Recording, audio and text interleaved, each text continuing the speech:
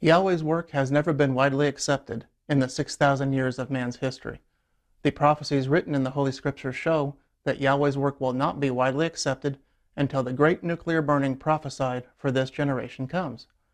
In 35 AY, Yahweh called the apostle Shaul into the work of Yahweh.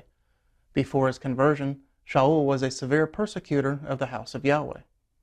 Persecution against Yahweh's work has been in existence since the agency Cain was the spokesman for rose up against Yahweh's first righteous priest, Abel, and killed him. Efforts to stop Yahweh's work continue when Pharaoh ordered the killing of infant boys. However, Yahweh protected his servant Moshe. Herod followed the same pattern and killed infant boys to try to stop Yahshua Messiah before he was able to begin his work, but failed. This same pattern would be done again in a time period known as the last days, to try to stop the work of Yahweh in this generation, but again will be unsuccessful. What was the impact of this persecution on the house of Yahweh and the believers of Yahweh? How did this persecution adversely affect the entire world? The Holy Scriptures provide us with the answers. We begin in the book of Revelation, where the 7 eras of the house of Yahweh are identified. I was in the Spirit on the day of Yahweh, that great day, and I heard behind me a great voice as of a trumpet saying, I am Aleph and Tau, the first and the last. And what you see, write in a book and send it to the 7 congregations of the house of Yahweh, to Ephesus, and to Smyrna, and to Pergamos, and to Thyatira, and to Sardis, and to Philadelphia, and to Laodicea. Revelation 1:10 through 11. Though these 7 congregations of the house of Yahweh were 7 actual congregations in Asia, closer study shows that these 7 congregations picture the history of the house of Yahweh from the time that it was established by Yahshua under the directions of the apostles until the time when Yahshua returns after the Great Tribulation. For a complete, in-depth study of this subject, please refer to the book, The Lost Faith of the Apostles and Prophets. I know your works, and tribulation, and poverty, but you are rich. And I know how you are slandered by those who say they are Yahadim, and are not, but are of the synagogue of Satan. Fear none of those things which you will suffer. Behold, the adversary will cast some of you into prison, that you may be tried, and you will have tribulation 10 days. Be faithful unto death, and I will give you the crown of life. Revelation 2:9 through 10. The history shown in eras 1 through 5 of the house of Yahweh show that there will be 10 persecutions. These 10 persecutions began in 64 AY and continued until the house of Yahweh was wiped out and ceased to exist as an established organization in 305 AY. The first persecution took place from 64 AY to 68 AY. It was the house of Yahweh's refusal to pay the proper worship to the emperor and to show loyalty to the Roman Empire that made the house of Yahweh the religion that Rome would not tolerate. Emperor Nero instigated this persecution to escape suspicion for the burning of Rome. It was during this persecution that the apostles Kepha and Shaul died.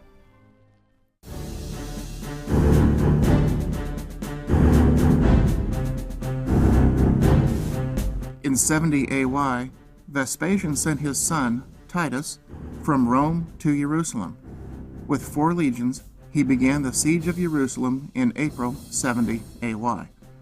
On the 10th of August, 70 AY, the very day when the king of Babylon burned the temple in 586 BY, Titus took the city and put it to the torch. Jerusalem was totally destroyed, and, as Yahshua had predicted, not one stone was left upon another. The menorah, the vessels, and the book of Yahweh were carried to Rome. This event is recorded on the Arch of Titus, which sits in Rome on the Via Sacra, not far from where the Flavian Amphitheater or the Colosseum sits today. The temple itself was not burned, but it was dismantled and also transported to Rome. Evidence suggests that the temple was removed from Jerusalem in 70 AY and was reconstructed next to the Vatican and today is known as the Sistine Chapel. It is located in the Apostolic Palace, the official residence of the Pope, in Vatican City. The measurements of the Sistine Chapel match the measurements of Solomon's Temple exactly. The western half of the Sistine Chapel, which contains the altar and the private area for the Pope and his court, is higher than the eastern half. The elevated portion corresponds to the temple's Holy of Holies, where the high priest was allowed to enter once a year on the Day of Atonement. There is a partition separating the two areas of the chapel, which corresponds to the curtain that separated the Holy of Holies from the holy place. They believe that they are the true descendants of Abraham, Isaac, and Jacob, or Jacob. They wanted to replace Jerusalem with Rome, so they sanctified Rome by appropriating elements from Jerusalem. Construction on the Flavian Amphitheater, also known as the Colosseum, began in 72 AY and was completed in 80 AY. Recent archaeological discoveries reveal that the funding for the construction came from the spoils, or the booty, from the destruction of Jerusalem and from the temple, or the house of Yahweh. It was built just to the east of Palatine Hill, one of the 7 hills of Rome where the Roman Catholic Church sits today. It was at this site that many of the believers were tortured, murdered, and executed. The Colosseum was in operation until approximately the 6th century AY.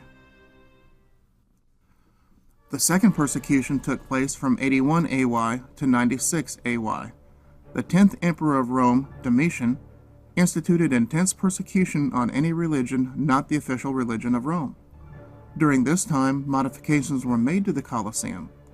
During this persecution, in 95 AY, the Apostle Yachanan was banished to the island of Patmos. The third persecution was under the reign of Rome's 12th Emperor, Trajan, from 98 AY to 117 AY. The territory of Rome had reached its greatest extent. At this time, the persecuted ones of the house of Yahweh had also reached its greatest extent as they fled from the persecution that was instituted by Trajan. The fourth persecution took place under Marcus Aurelius Antonius, Rome's 15th emperor, from 161 AY to 180 AY. He was constantly campaigning on the frontier of the empire. Although his first was a military success, his soldiers brought back a great, deadly plague from the east. This plague swept through the empire, killing thousands of Romans. Many other disasters, famines, floods, and earthquakes closely followed. The combination of wars, plagues, and disasters resulted in a great depopulation of the Roman Empire.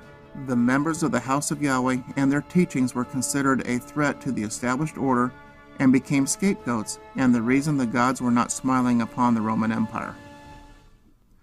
The fifth persecution took place from 193 AY to 211 AY under Rome's 20th emperor, Septimus Severus. He obtained his emperorship through civil war and then spent the early years of his reign eliminating political rivals until approximately 202 AY. He then turned his attention to the house of Yahweh that was still alive in his kingdom. The sixth persecution was perpetuated by Maximus Thrax, the 26th emperor of the Roman Empire, from 235 to 238 AY. He was the first barbarian to obtain this office. The seventh persecution against the house of Yahweh took place under the 33rd emperor of Rome, Decius, from 249 AY to 251 AY. His reign was in a period of military anarchy. Ruinous taxes and other exactions to pay the Roman armies their wages oppressed town and country alike. Barbarian invaders broke through all of the front lines of the empire at that time. The Roman Empire seemed to be falling apart. Decius called for an empire-wide act of devotion to placate the gods of the Roman government that had brought all of these curses upon the state. Those who would not bow the knee to these pagan gods were persecuted for acts of treason against the state. Very shortly after the seventh persecution, Valerian, the 37th emperor of Rome, from 253 AY to 260 AY, instigated the eighth persecution against the house of Yahweh. During Valerian's reign, there was again a great plague which decimated the population, while the military setbacks common in that period continued.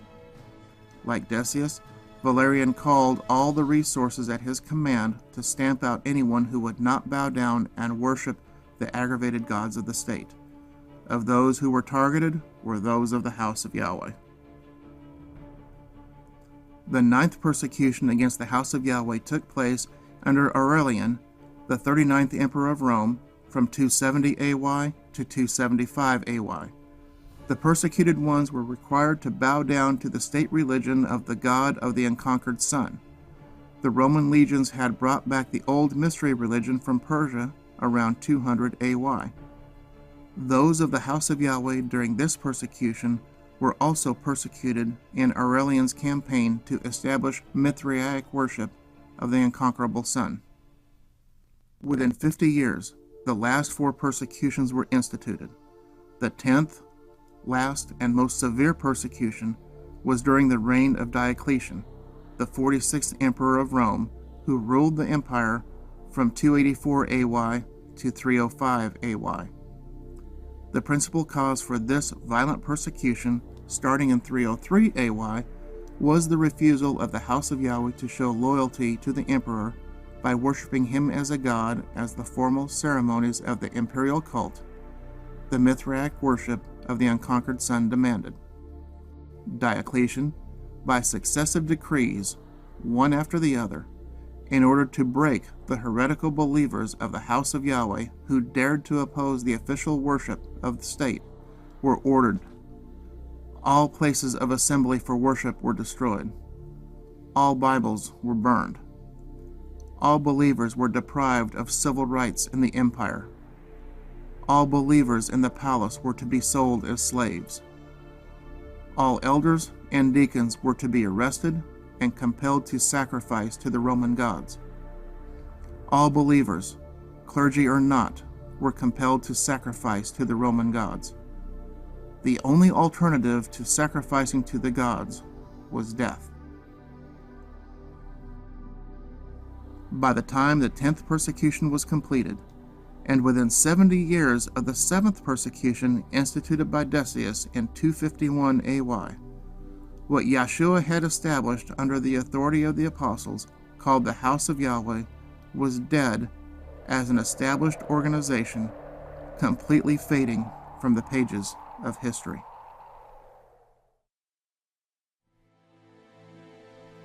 This is what Yahweh of hosts says: "Let your hands be strong, you who hear in these days these words by the mouth of the prophets, which were in the day that the foundation of the house of Yahweh of hosts was laid, that the temple might be rebuilt.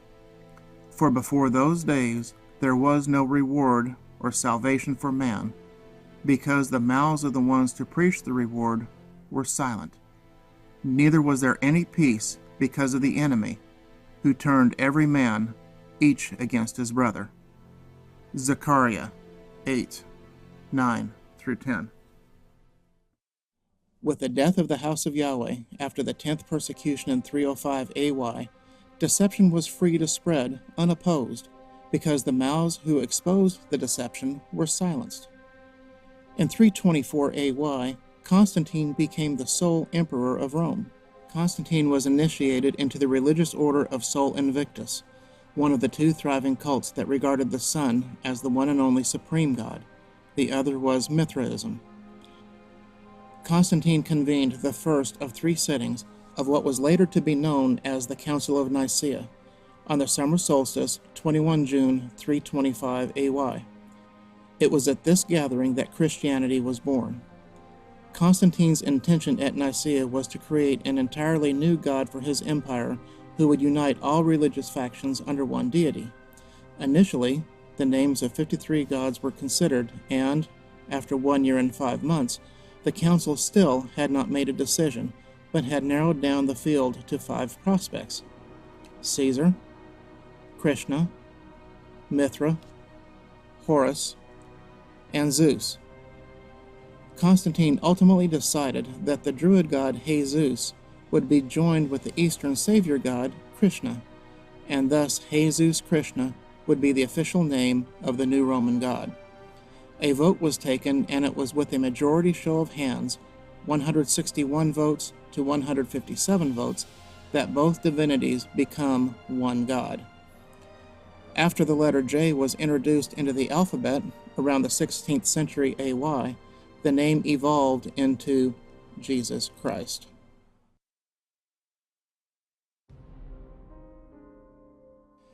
And I saw when the Lamb opened one of the seals, and I heard, as it were, one of the four living creatures saying, as with a voice like thunder, "Come and see."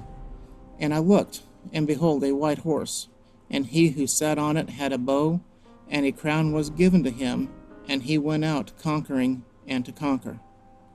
Revelation 6, 1 through 2.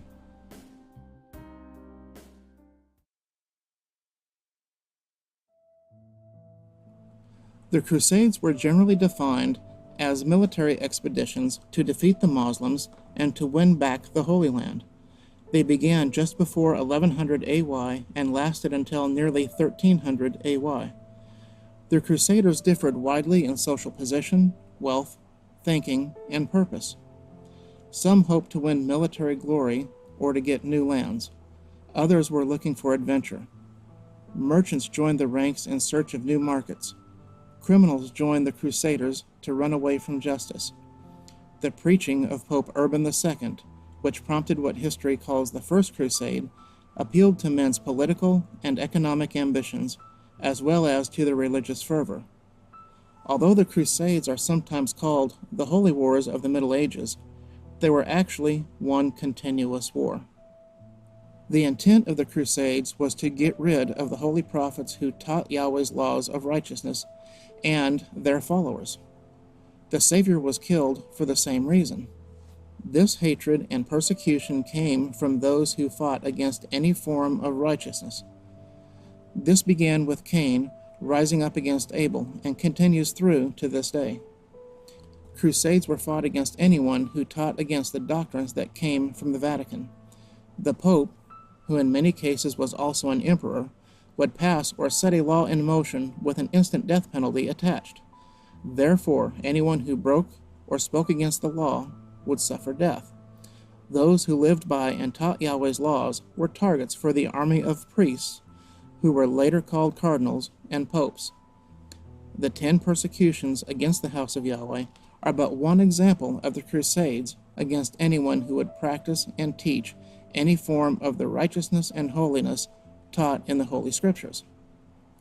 Likewise, the inquisitions were used for the same purposes. An inquisition was a court established by the Roman Catholic Church to try cases of heresy. Persons convicted could be handed over to the civil authorities for punishment, including execution. Its officials sometimes gained confessions through torture. By association, a harsh or unjust trial or interrogation may be called an inquisition. And when he had opened the second seal, I heard the second creature say, "Come and see." And there went out another horse that was red, and power was granted to him who sat upon it to take peace from the earth, and that they should kill one another. And there was given to him a great sword. Revelation 6, 3 through 4. From the time Cain rose up and killed Yahweh's righteous priest Abel, Yahweh warned that the rejection of the righteous laws of Yahweh would bring continual war, vengeance, and retaliation. Surely you have driven me out this day from the face of the ground. I shall not be seen by your face. I shall be a fugitive and a vagabond on the earth, for there shall be continual war, vengeance, and retaliation. Genesis 4:14. A fugitive and a vagabond means wandering to and fro, ever searching for peace. For the 6,000 years of man's history, the laws of Yahweh have been rejected. What we see in the world today is the result of the teaching that the laws of Yahweh have been done away with. This is known as iniquity, or the pushing aside of the law of Yahweh. This is the way of the kings of the East. You cannot achieve peace when the way to peace is rejected. Isaiah 24, 1 through 6 shows the state that the world is in how it got there, and the end result of sin, the burning of the entire earth. How long will this great burning take? Prophecy shows 1 hour.